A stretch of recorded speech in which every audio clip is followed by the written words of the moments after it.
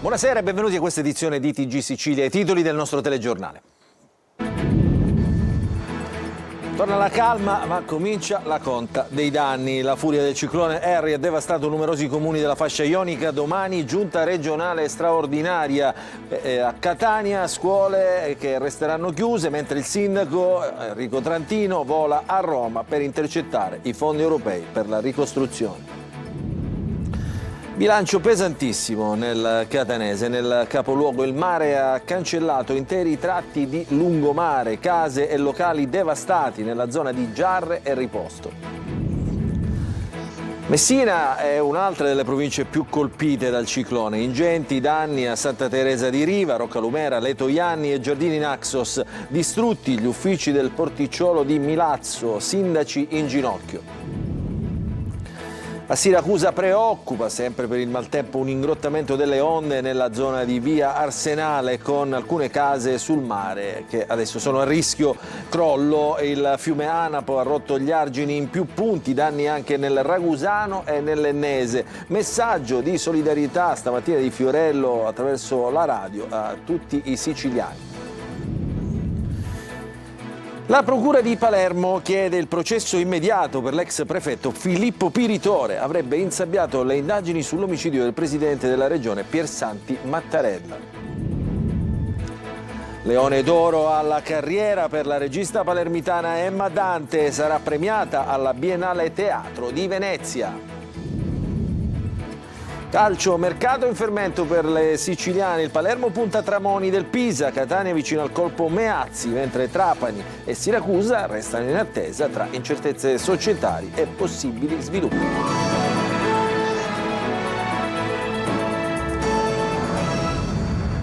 Ancora buonasera, apriamo ancora una volta inevitabilmente con il maltempo, il nostro telegiornale, perché passata la furia del ciclone Harry adesso ci si concentra sugli interventi. Già domani mattina una riunione straordinaria convocata dal Presidente Schifani per riunire la Giunta regionale, mentre a Catania resteranno chiuse ancora per un'altra giornata le scuole, i giardini e i parchi pubblici a scopo precauzionale. Il servizio di Simona Mazzoni. Il passaggio del ciclone Harry ha lasciato in buona parte della Sicilia devastazione e paura, ma adesso è il momento della conta dei danni e soprattutto della programmazione per gli interventi. Mentre la macchina degli aiuti non si è fermata un istante, dai vigili del fuoco alla protezione civile e a tutte le forze di polizia dislocate sul territorio. Già il presidente della regione Schifani ha convocato la giunta a Palermo in via straordinaria per giovedì alle 12. All'ordine del giorno la dichiarazione dello stato di crisi e di emergenza regionale. Non solo, il governo chiederà anche di deliberare lo stato di emergenza a livello nazionale. Nel contempo il vicepresidente siciliano Luca Sammartino assicura che la regione farà di tutto per garantire tempi certi e celeri per la ricostruzione. Esamineremo tutte le possibilità per snellire gli iter autorizzativi, ha detto. Servono interventi economici urgenti per il presidente dell'Ars Galvagno in sopralluogo nelle zone più disastrate. Porti, liti balneari e diverse attività sono in ginocchio, alcuni comuni addirittura senza strade. Urge non solo una quantificazione e il ristoro dei danni, ma anche la possibilità di avere un iter procedurale che sia assolutamente immediato. A Catania il sindaco Trantino, dopo aver predisposto la richiesta per lo stato di calamità, nelle prossime ore volerà a Roma per incontrare il vicepresidente della Commissione europea. Desidero chiedere al vicepresidente Fitto se possiamo utilizzare le leve dei fondi della coesione che quindi ci vengono date dall'Europa, se le possiamo utilizzare anche per questi interventi. Intanto, dopo una riunione operativa a Palazzo degli Elefanti con la giunta e la dirigenza del comune, Trantino ha stabilito la sospensione anche per giovedì 22 delle attività didattiche nelle scuole catanesi per valutare eventuali danni. Rimangono chiusi anche parchi e giardini pubblici della città. E nel catanese tra le zone più colpite c'è quella di Torre Archirafi, Riposto e Mascali. Vediamo nel servizio di Tonino De Mana. Si leccano le ferite anche Torre Archirafi, Riposto e Mascali, colpita al cuore dalla furia del mare. Mare, arrivato fin dentro la chiesa Santa Maria del Rosario a Torre, svegliando di soprassalto anche padre Sebastiano Guerrera. In chiesa è entrata anche l'acqua e quindi abbiamo, per così dire, stiamo cercando un po' di asciugare dove possiamo fare e davvero cercare di riprendere, di rimetterle in sesto. Onde alte anche 10 metri che hanno devastato ogni cosa, trascinando massi e blocchi di cemento e schiantandoli contro abitazioni e attività commerciali. Sopralluoghi uno dietro l'altro per il sindaco Pasta, intercettato nei pressi della Capitaneria di Porto di Riposto. La macchina organizzativa della Protezione Civile insieme al prefetto, che è stato molto presente per tutti e 2 i giorni, ha funzionato bene perché abbiamo allertato in maniera corretta i cittadini in modo tale che non si recassero nei luoghi pericolosi.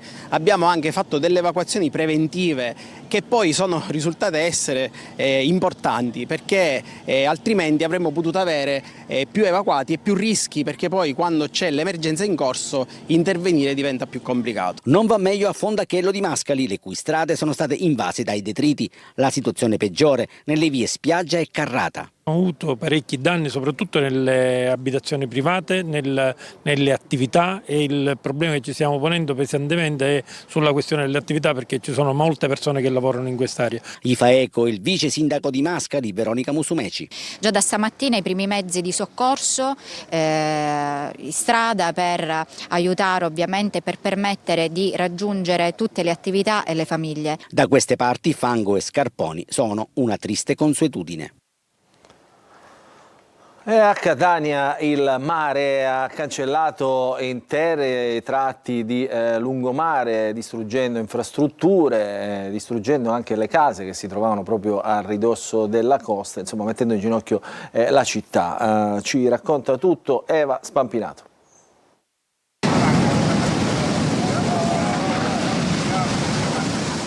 È stata veramente una notte traumatica. L'onda è entrata direttamente sino ad arrivare là sotto. Addirittura c'è stato un momento in cui abbiamo visto un'onda superare la barricata, che comunque è una casa. Il ciclone Harry ha colpito duro e ha lasciato dietro di sé chilometri di danni, devastazione, paura, ma per fortuna nessun ferito.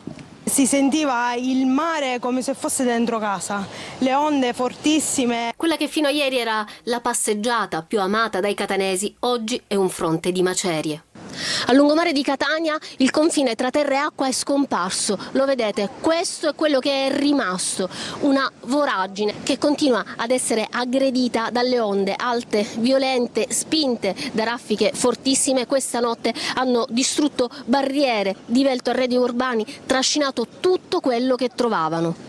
Lunghi tratti del lungomare semplicemente non ci sono più, l'asfalto è stato mangiato dal mare, le ringhiere piegate, i marciapiedi crollati. Queste sono le immagini di ieri pomeriggio, quando la furia delle onde ha incominciato a sgretolare le strutture di via Villini a Mare, che questa mattina si presentava così. L'albero ha retto, almeno questo ha retto. Il resto però... Il cancello d'ingresso è stato spaccato a metà. Furia incredibile, perché il mare, dalle telecamere si vede che qua dentro c'era il mare praticamente. Dal lungomare di Catania al lungomare di Aci Castello e di Aci Trezza la scena di devastazione non cambia. Gli stabilimenti balneari di Aci Castello non ci sono più, si possono raccogliere pezzi per strada.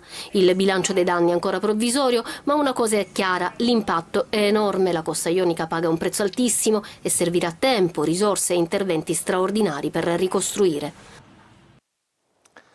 Guardate queste immagini che abbiamo registrato oggi a Stazzo, sempre sulla costa ionica, chiusa anche la via Molino a Santa Maria la Scala per il crollo di una parte di Belvedere. Il servizio.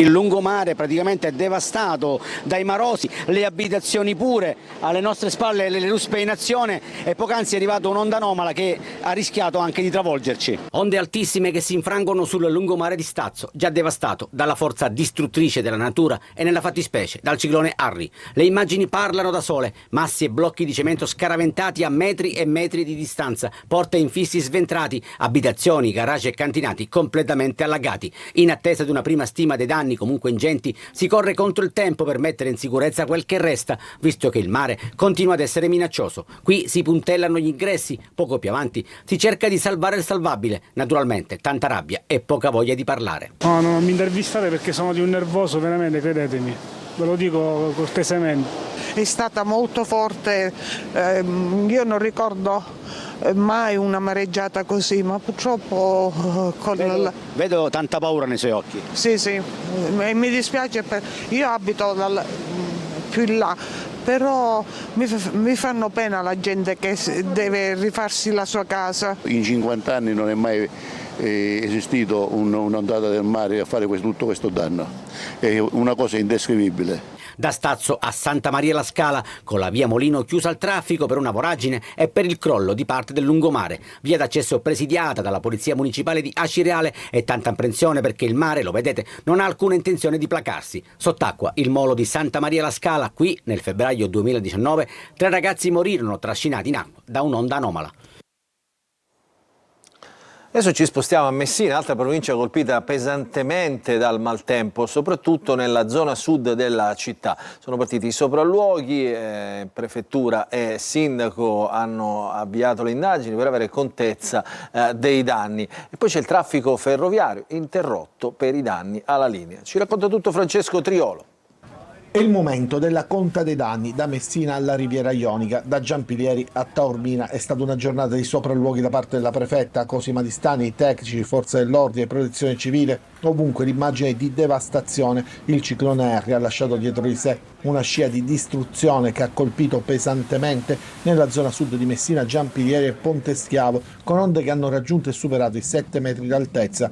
Ristoranti e strutture balneari distrutti, interi lidi rasi al suolo. Aspettiamo sicuramente quello che sarà un provvedimento straordinario da parte della Regione sull'emergenza. Il litorale è stato colpito severamente, stiamo facendo appunto una verifica, così come già era stato previsto, delle situazioni che poi elencheremo e individueremo le tempistiche e le strategie rispetto alle esigenze di tutto il territorio. A Santa Teresa le onde sono ancora alte e i danni sono ingenti. Il lungomare è crollato in più punti, 800 metri nella zona sud, quasi tutte le piazzette, altri 300 metri a nord. Il lungomare, arteria fondamentale per la viabilità, è impraticabile. Al comune di Santa Teresa lungo vertice almeno 2 ore con la prefetta per fare il punto sui danni e gli interventi d'emergenza da attuare.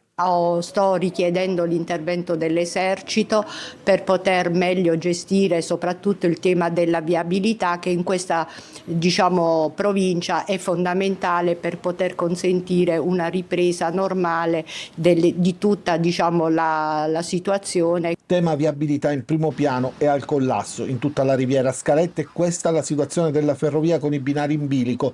Traffico interrotto sulla Messina-Catania-Siracusa e non si sa per quanto tempo lo sarà.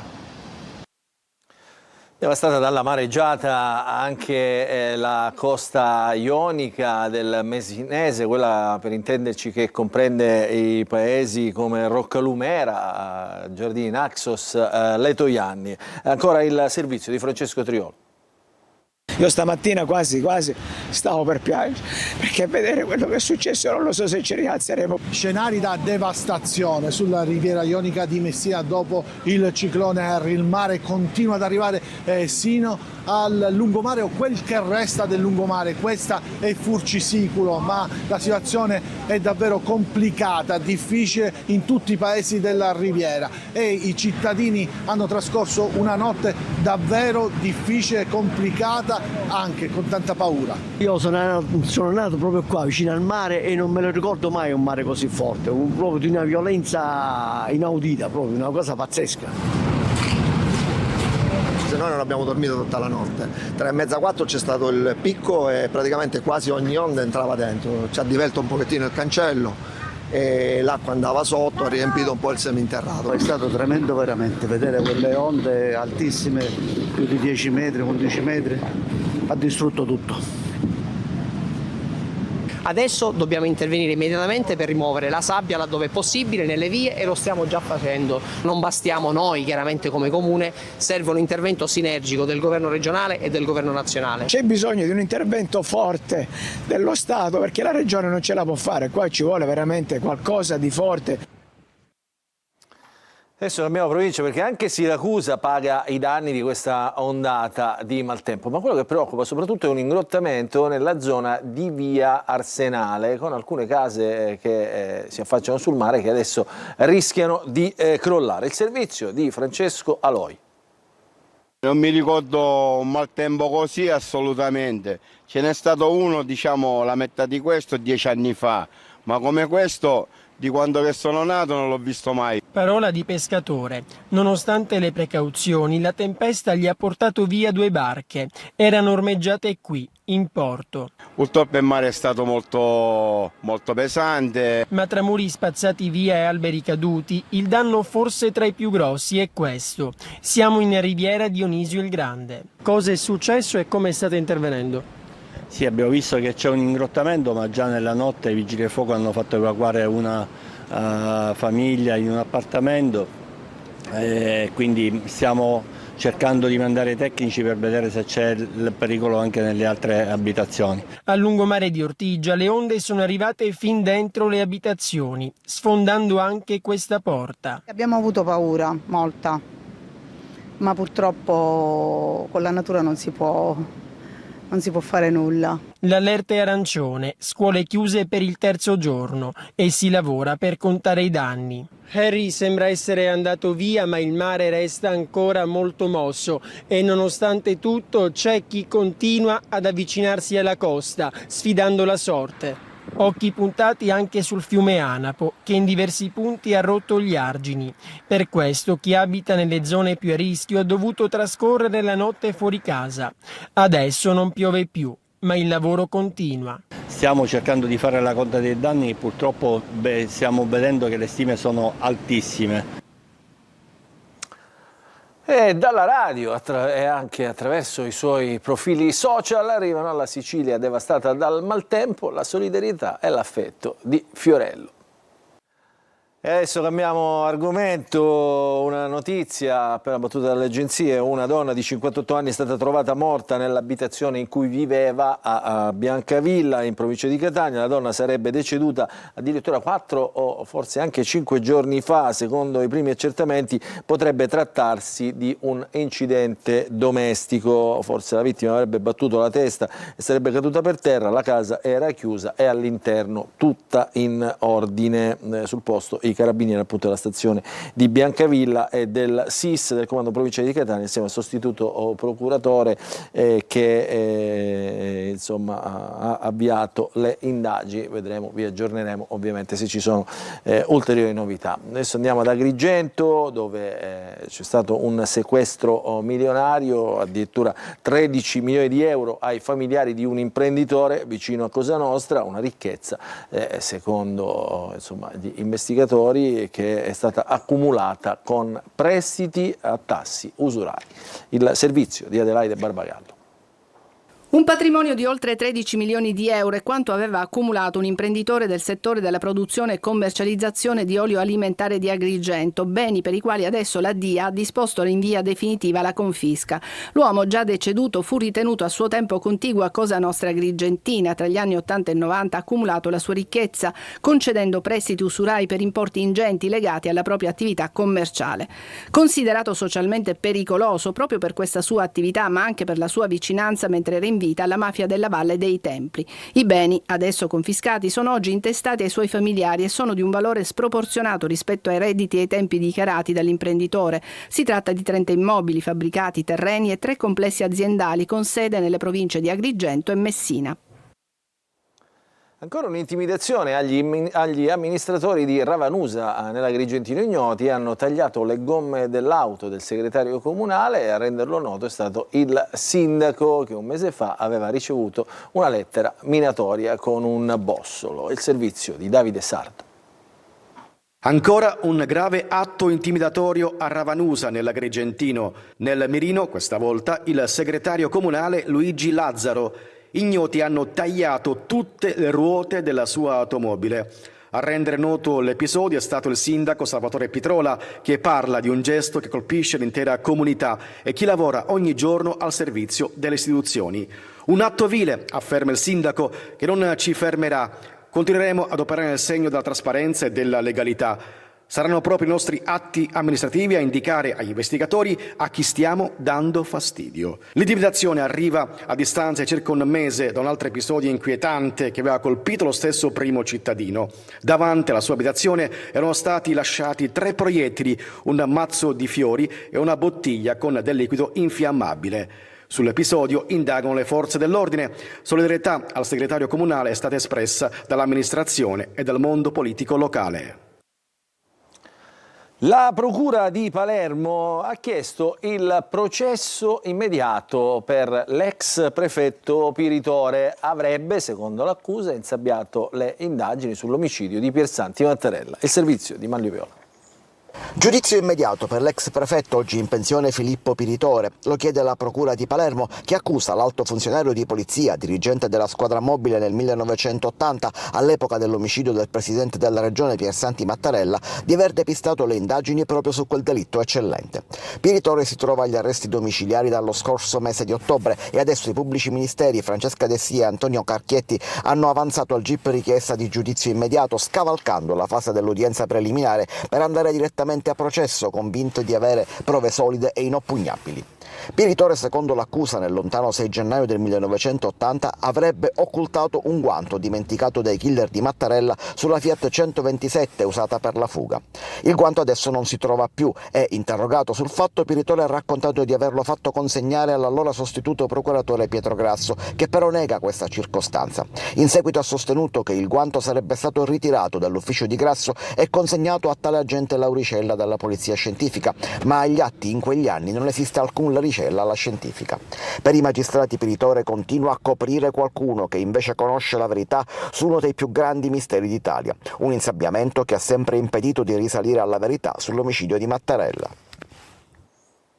Uscita dal carcere Maria Concetta Riina, figlia del capomafia, boss di Cosa Nostra, Totò Riina, accusata di estorsione aggravata dal metodo mafioso nell'indagine della DDA di Firenze. E il giudice per le indagini preliminari, a seguito dell'incidente probatorio, ha disposto per la donna l'obbligo di dimora a Corleone.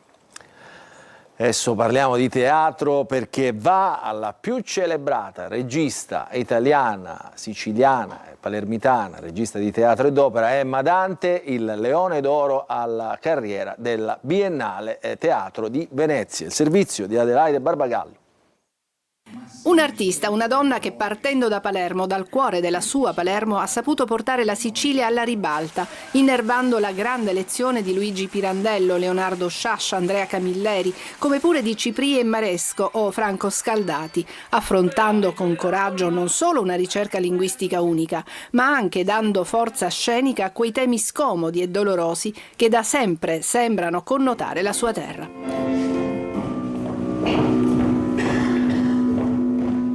Con questa motivazione la Biennale di Venezia ha assegnato il Leone d'Oro alla carriera a Emma Dante, che in occasione del festival presenterà in prima assoluta I Fantasmi di Basile. Immediate le congratulazioni del sindaco La Galla. Dalle sue opere emerge, dice il primo cittadino, una Palermo autentica, complessa, dolorosa e vitale, raccontata con uno sguardo libero, coraggioso e profondamente umano. Il suo teatro ha dato voce agli ultimi, alle marginalità, alle fragilità sociali e familiari, trasformandole in un linguaggio artistico potente e universalmente riconoscibile. Complimenti a Emma Dante anche da parte nostra. Adesso ci fermiamo per una piccola pausa e ritorneremo subito dopo con il calcio.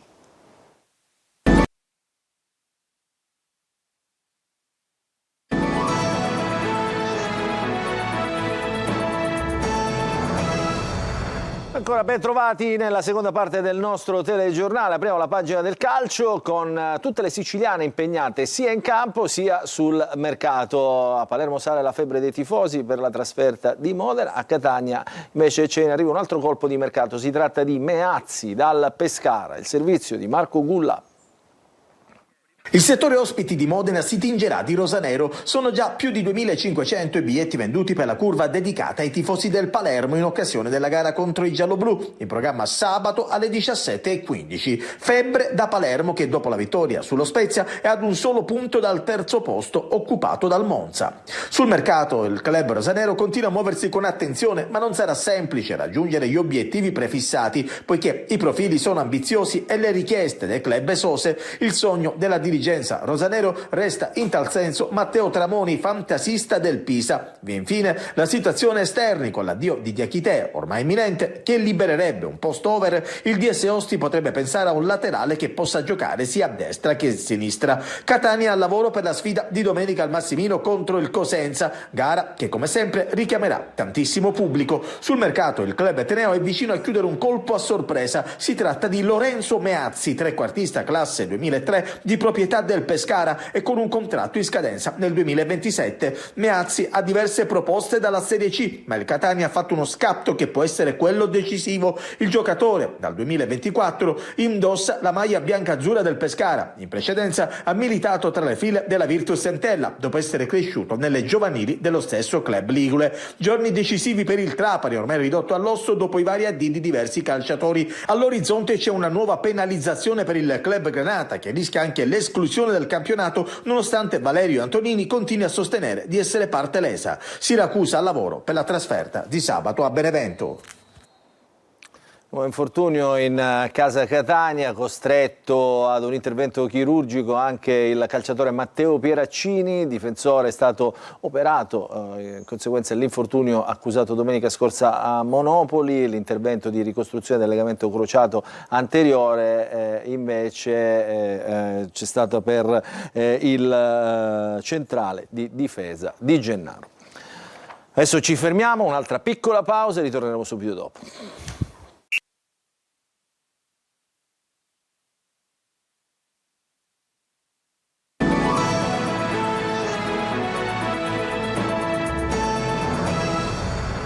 Rientriamo in diretta, non ci sono aggiornamenti dell'ultima ora, dunque il nostro telegiornale finisce qui, vi ringraziamo per averci seguito e vi auguriamo un buon proseguimento di serata.